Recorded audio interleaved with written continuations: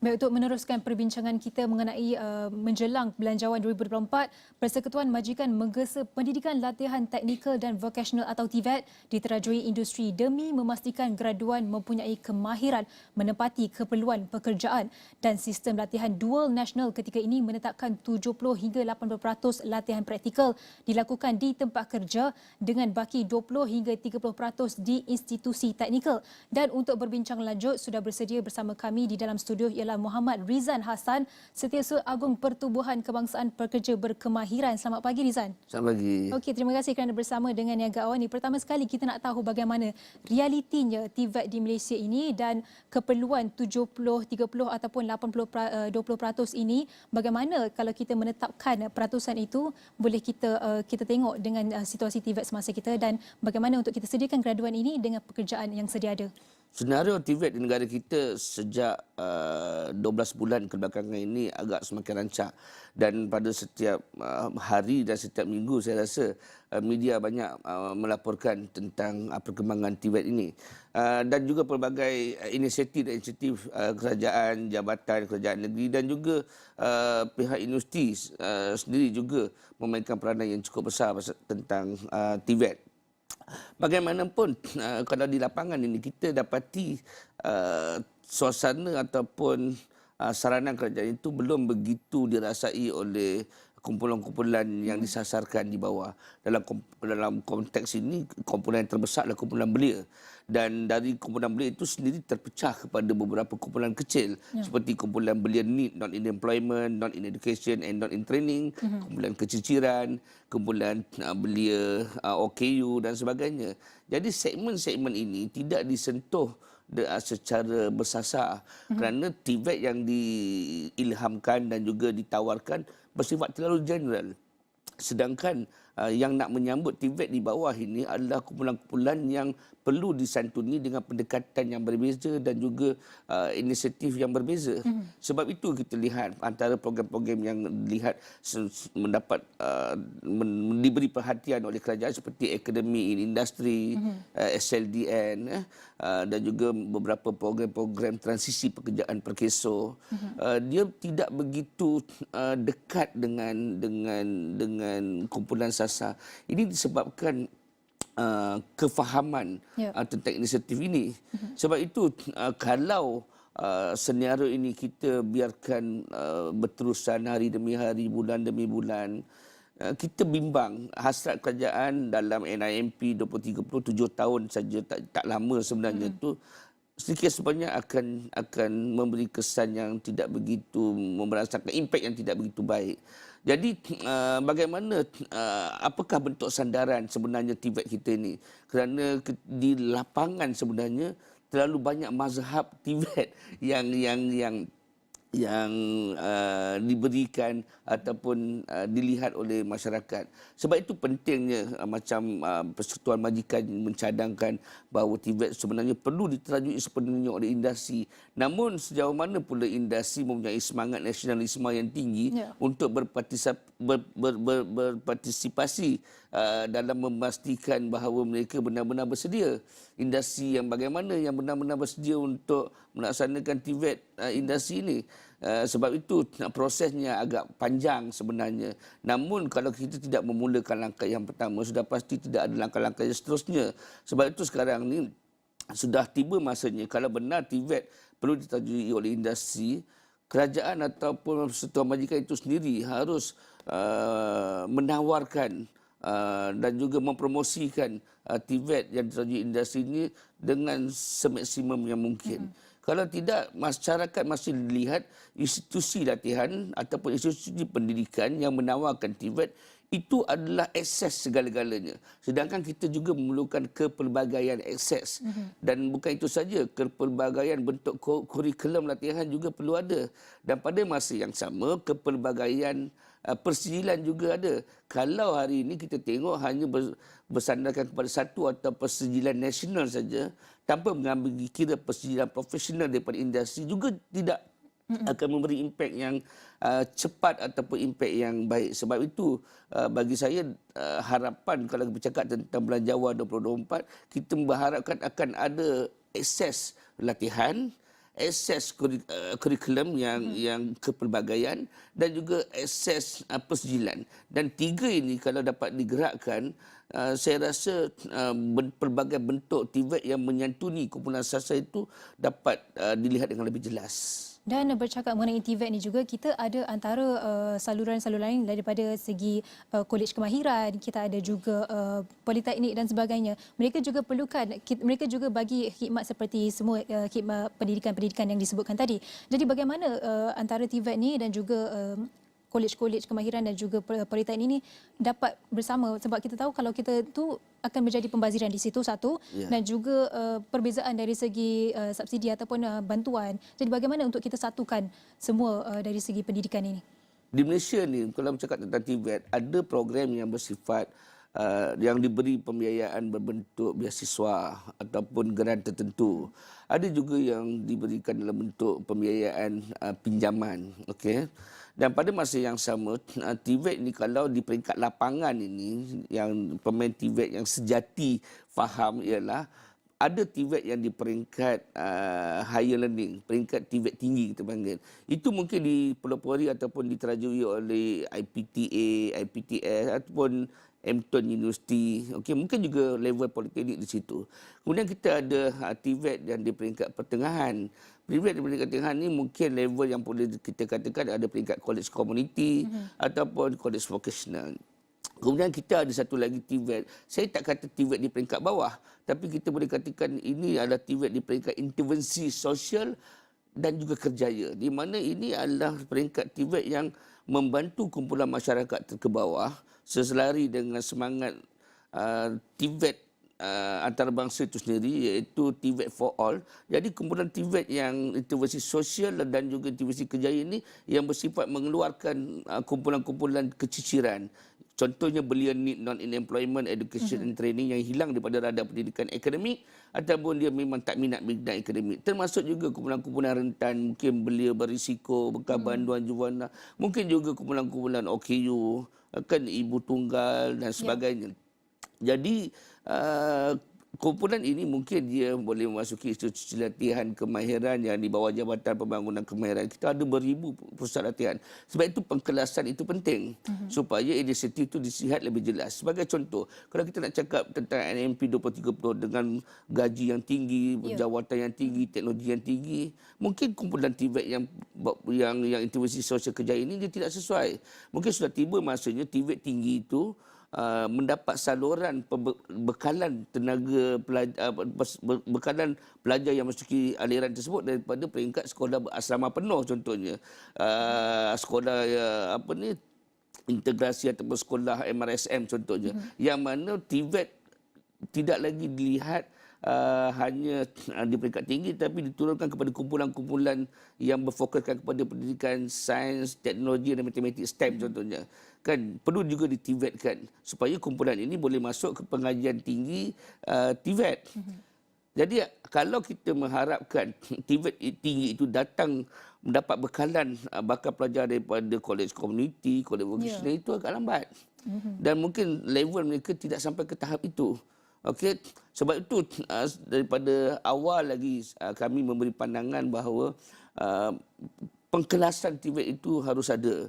Dan bila ada pengkelasan, bantuan sama ada subsidi, geran ataupun bantuan pinjaman juga dapat dilihat dengan lebih jelas. Antara inisiatif macam AII, SLDN ini adalah satu inisiatif yang bagus. Tetapi kalau masih lagi menggunakan pendekatan atau sistem yang 20 tahun dulu, mungkin sudah tidak relevan lagi. Sebab itu saya katakan kalau inisiatif ini kita diberi nafas baru, gerakan cara kerja yang baru, kerana teknologi juga telah mengubah cara bekerja dan sebagainya. Kan soal tentang persijilan dan sebagainya ini adalah benda-benda yang perlu ada pembaharuan. Kita tidak boleh terlalu berbangga dengan satu persijilan untuk semua. Tetapi kita kalau nak diterajui oleh industri, kita perlu memberi peluang kepada industri untuk memilih kurikulum yang bagaimana.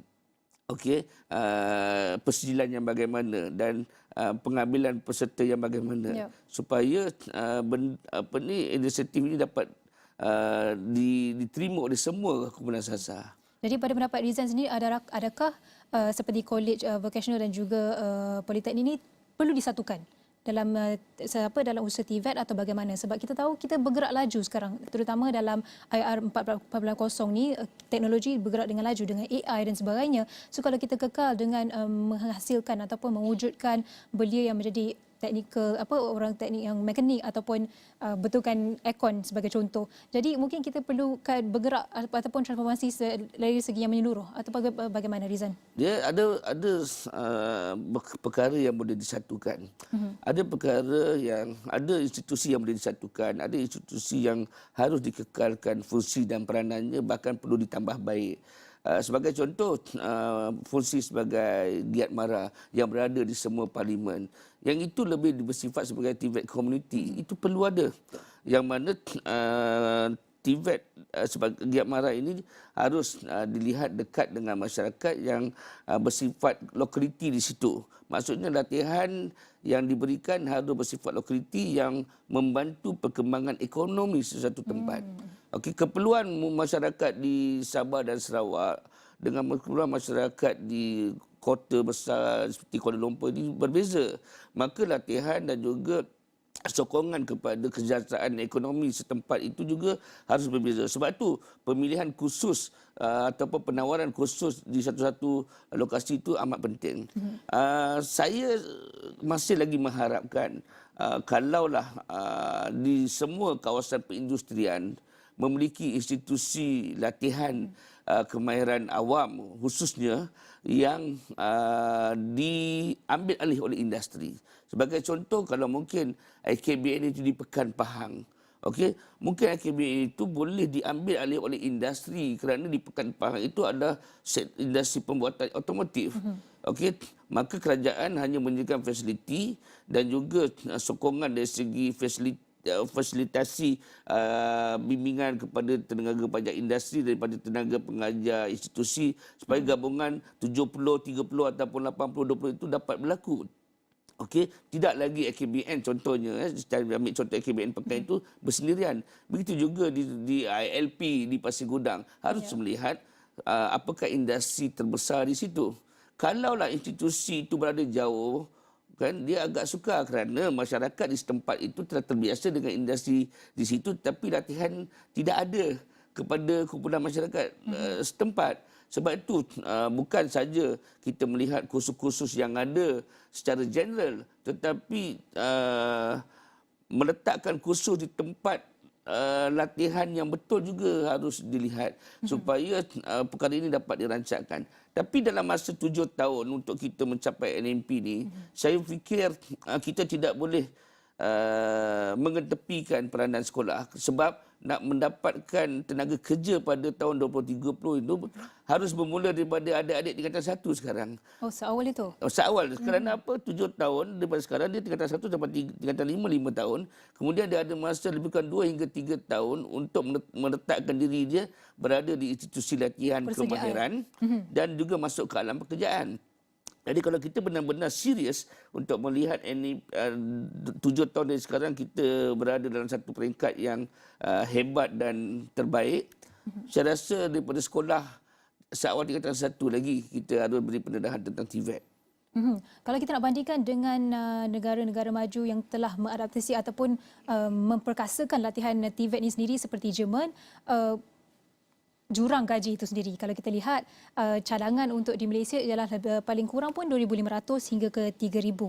Dan bagaimana untuk kita membandingkan perkara ini, sebab kita masih lihat pelajar-pelajar yang mengambil latihan praktikal TVET ini sebagai orang kata student yang lemah dari segi pelajaran dan sebagainya. Bagaimana untuk kita bagi kesedaran kepada orang ramai untuk terus perkasakan TVET ini dan bagi tahu pelajar-pelajar di sana kepentingan TVET ini sendiri?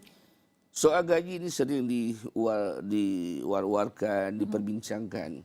Tapi di peringkat lapangan sebenarnya, saya yakin Persatuan Majikan sendiri mengakui bahawa mereka tidak ada masalah sebenarnya untuk memberikan gaji yang bermaruah ataupun mungkin gaji yang bermula dengan 2,000 bagi jawatan peringkat yang paling rendah. Kalau di manufacturing ini kita panggil direct labor operator. Sebab ada industri yang telah memulakan RM2,000 sebagai gaji di peringkat jawatan yang paling rendah sekali, operator pengeluaran.